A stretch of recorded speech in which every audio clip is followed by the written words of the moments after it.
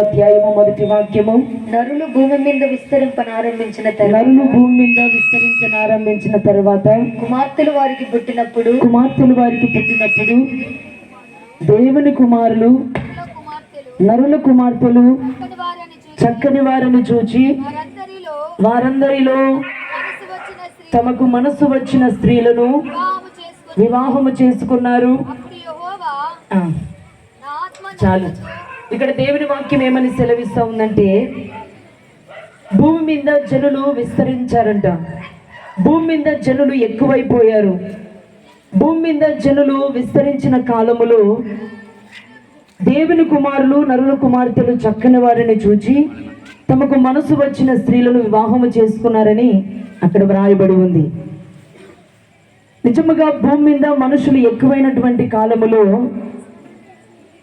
దేవుని కుమారులు నరుల కుమార్తెలు చక్కని వారిని చూచి, నిజముగా పురుషులైనటువంటి వారు దేవుని కుమారులంట, స్త్రీలైనటువంటి వారు నరుల కుమార్తెలని బైబిల్లో వ్రాయబడింది.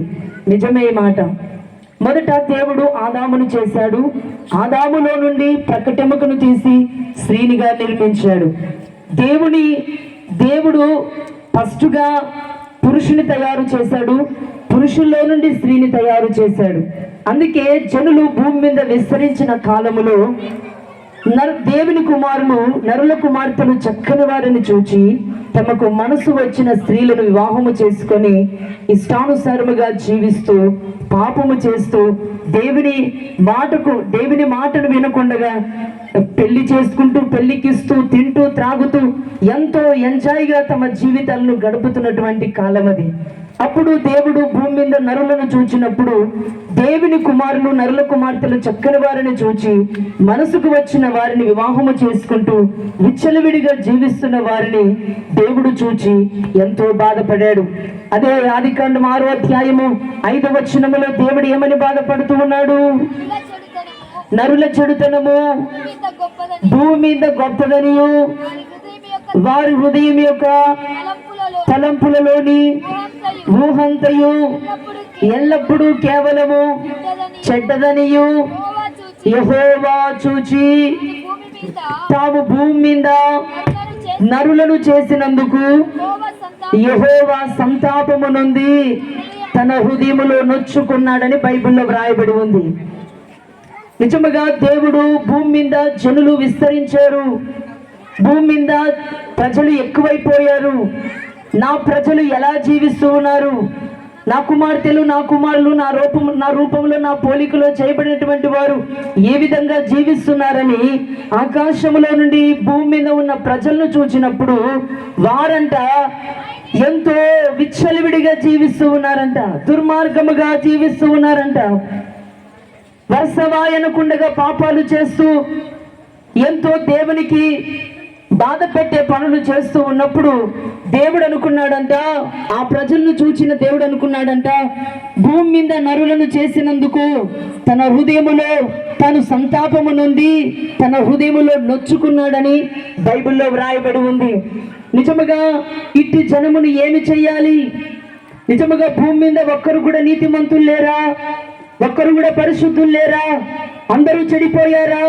అందరూ పాడైపోయారా అని దేవుడు మనుషులను పరిశోధిస్తూ ఉన్నప్పుడు, మనుషులను పరీక్షిస్తూ ఉన్నప్పుడు, మనుషులను చూస్తూ ఉన్నప్పుడు దేవుని దృష్టికి ఒక వ్యక్తి కృప పొందిన వాడిగా, నీతిమంతుడిగా, నిందారహితునిగా, దేవునితో కూడా నడిచిన వాడిగా దేవునికి ఒక వ్యక్తి కనబడాడంట. అతడే వ్యక్తి చదవండి. 8వ అధ్యాయం 8వ వచనం చదవండి కింద. అయితే నోవాహు యెహోవా దృష్టి యందు కృప పొందిన వాడాయను. నోవాహు వంశావళి ఇదే. నోవాహు నీతిపరుడును తన తరములలో నిందారహితుడును ఉండెను.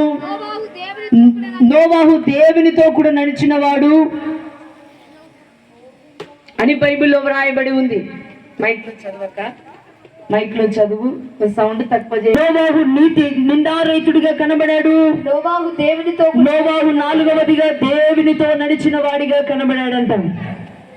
నిజముగా పరిశుద్ధ గ్రంథములో భూమి మీద నోవాహు కాలంలో ఉన్న ప్రజలందరూ దేవుని కుమారులు నరుల కుమార్తెలు చక్కని వారిని చూచి తమకు మనసు వచ్చిన వారిని వివాహము చేసుకొని తమ హృదయాలను, తమ యొక్క తలంపులను, తన యొక్క చూపులను, తమ యొక్క జీవితాలను తాడు చేసుకొని ఎంతో అన్యాయముగా జీవించినటువంటి వారిని చూచిన దేవుడు ఎంతో సంతాపమునందాడు, ఎంతో బాధపడాడు.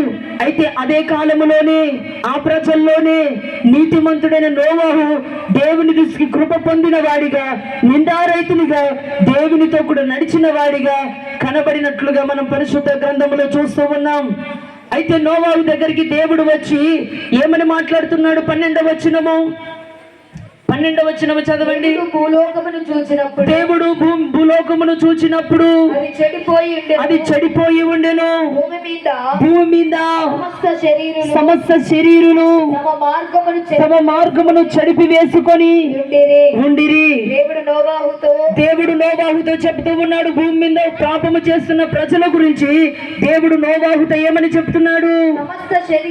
సమస్త శరీర మూలముగా భూమి బలత్కారము చేత నిండి ఉన్నది గనుక నా సన్నిధిని వారి అంతము వచ్చి ఉన్నది.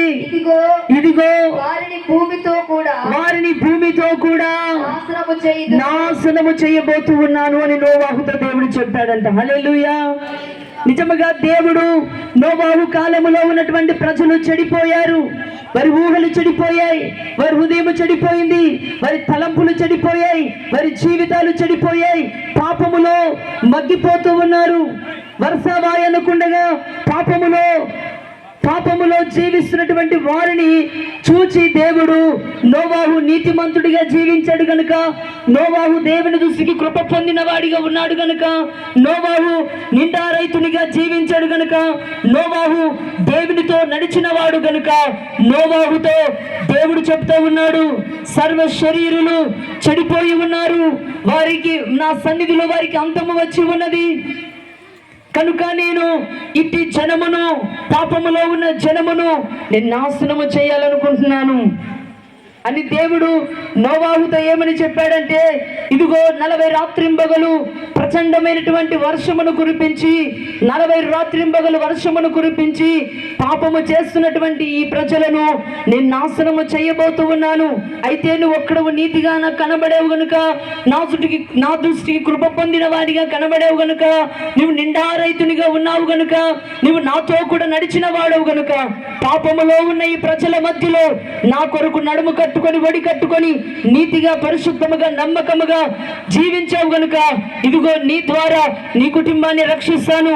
నీ భార్యని కానీ, నీ కుమారులను కానీ, నీ కోడన్లను కానీ నేను నిన్ను బట్టి నేను రక్షిస్తాను. వీరితో పాటు మీరు నశించిపోరు, వీరితో పాటు మీరు నాశనము కారు, వీరితో పాటు మీరు మరణానికి పాలు పొందరు అని దేవుడు నోవాహుతో చెబుతూ ఏమంటున్నాడంటే, నీ కొరకు నీ కుటుంబం కొరకు ఒక ఓడను సిద్ధపరచుకో, ఒక ఓడను సిద్ధపరచుకో. ఆ ఓడలోనికి నువ్వు ఎక్కిన వెంటనే ఈ భూమి మీదకి 40 రాత్రింబగలు ప్రచండమైన వర్షమును కురిపించి ఈ భూమి మీద పాపము చేసిన ప్రతి ఒక్కరిని నేను నాశనము చేయబోతున్నాను అన్నాడు దేవుడు. హల్లెలూయా.